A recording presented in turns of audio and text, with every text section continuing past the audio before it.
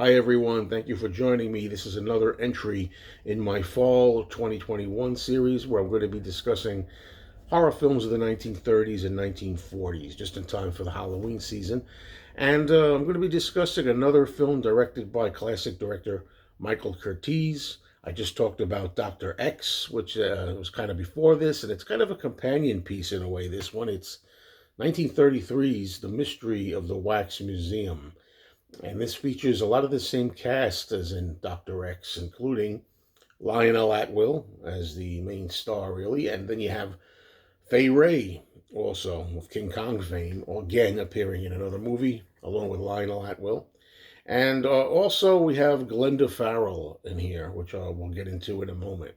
Now, my first, I guess, familiarity really with this material, Wax Museum, and stuff like going on crazy in the place with a lot of mayhem and mystery was back in 1971 when I was just really, really young. And my mother took me into Manhattan to see a revival of the 1953 version of this, Vincent Price in House of Wax.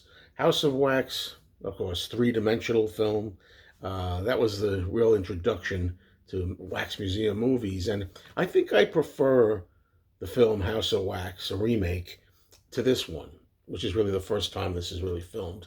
And that's unusual for me. You'll get to know over time. I'm not a big fan of remakes, but remakes before, say, the 90s weren't bad much of the time. Anyway, this particular movie stars, as I said, Lionel Atwill, and he's a real sinister guy. He's always playing a real over-the-top type of character. And Lionel Atwill is a brilliant sculptor in this film, and he's got a famous wax museum in London in 1921. And back in 1921, the business is falling off and not doing as well as it should. And Atwill has a partner who's kind of fed up with diminishing returns, decides that he's going to just burn the place down and collect the insurance money and be done with it. But of course, Atwill will have no part of it. He's too much in love with his wax creations, and he really believes in what he does. Nevertheless, his partner does go ahead and burn it down, arson, and the whole place is destroyed. And along with it, inside the wreckage, will be Lionel Atwill. So then we go ahead to the present day, if you will, and it's 12 years later. And now, apparently, Lionel Atwill's sculptor character has had damaged hands, damaged legs.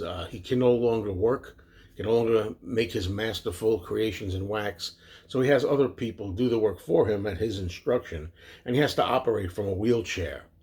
But there's a lot of mysterious stuff going on here. Bodies are being stolen from the morgue. And since they're being stolen from the morgue, we have a reporter. This was the person, Glenda Farrell, female reporter that I spoke of earlier.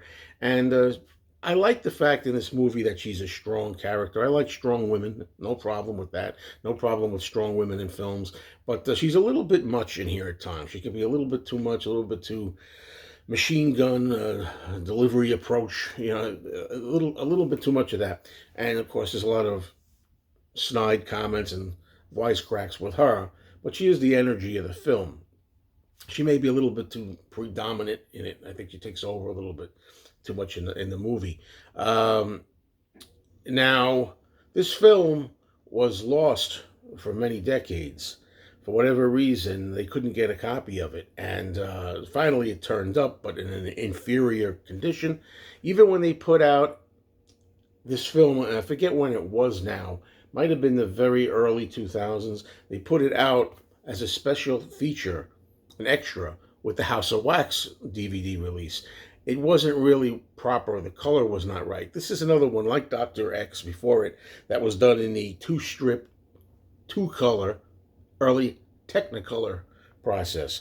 And they never got it right as far as putting it out. Now, on this particular release here, on this Blu-ray, this is the one.